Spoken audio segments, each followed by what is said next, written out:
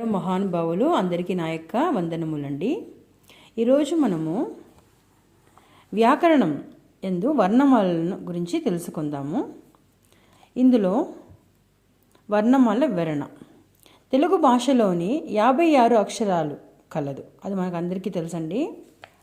ఇందులో హచ్చులు, హల్లులు, ఉభయాక్షరాలని 3 రకాలుగా విభజిస్తారు. అచ్చులు, హల్లులు మరియు ఉభయాక్షరములు. అచ్చులు 16, ఆ నుండి అవ్ వరకు గల అక్షరాలను అచ్చులని అంటారు. వీటిని స్వరాలు, ప్రాణాలు అని కూడా పిలుస్తారు. అచ్చులు మనకు తెలుసండి, కానీ మనకు స్వరాలు మరియు ప్రాణాలు అనే పేర్లు మనకు తప్పకుండా తెలియదు, మనం మర్చిపోయి ఉంటాం. అంటే మనం చిన్ననాటిలో మాత్రమే కదా తెలుగు చదివింటాం, అందుకే. సో మళ్ళీ ఒకసారి మీకు గుర్తు చేస్తున్నాను. అచ్చులు 16 ఏంటంటే ఆ నుండి అవ్ వరకు.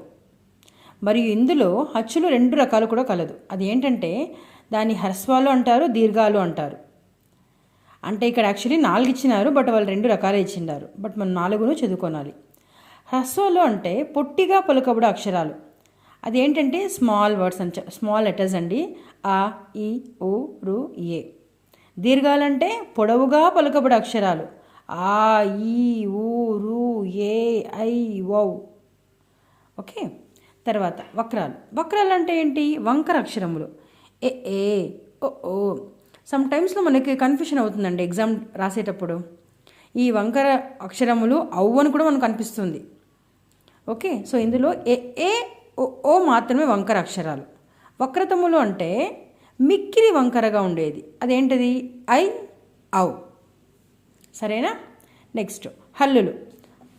హల్లులు కా నుండి హా వరకు గల అక్షరములు మనము హల్లులు అని అంటాము. దీనికి మరి ఒక పేరుంది, ప్రాణులు మరియు వ్యంజనలు. ఏంటది? ప్రాణులు మరియు వ్యంజనలు కూడా అంటాం.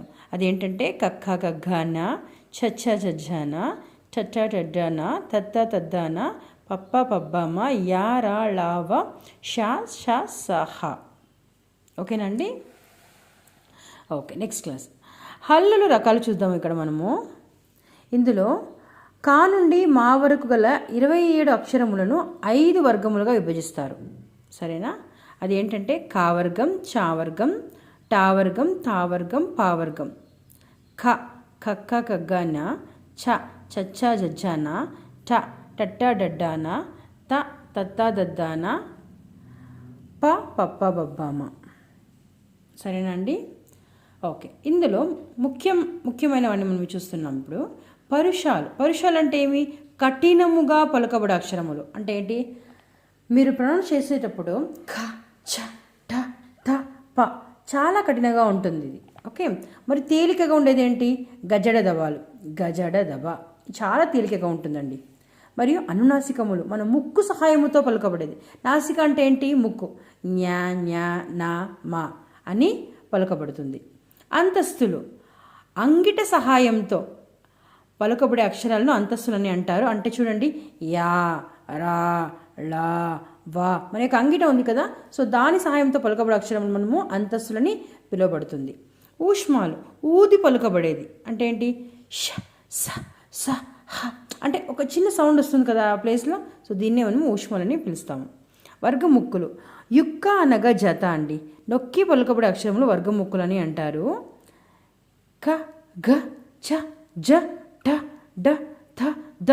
అంటే దీన్ని మనము జతగా, ఇది ఆ ప్రొనౌన్సియేషన్ ఎట్లుంటుందంటే మనకి జతగా ఉంటుంది, కాబట్టి దీన్ని మనము వర్గముక్కులు అని, వర్గయుక్కులు అని పిలుస్తాము. తర్వాత చాలా ముఖ్యమైనది ఉభయాక్షరములు. ఉభయం అనగా 2 అచ్చులతోనూ హల్లులతోనూ చేర్చి ఉపయోగించడమే వాళ్ళ యొక్క ఉభయాక్షరములను పిలుస్తాము. అదేంటది? సున్నా. అందం. అందంలో చూడండి సున్నా ఉంది కదా, అరసున్న, రాముని. విసర్గం, దుఃఖం. తప్పకుండా మీరు అన్నిటినీ మీరు ఒక నోట్ తీసుకొని దీన్ని రాయాలని కోరుకుంటున్నానండి. మనకు తెలుగు బుక్ దొరకడం చాలా కష్టమండి.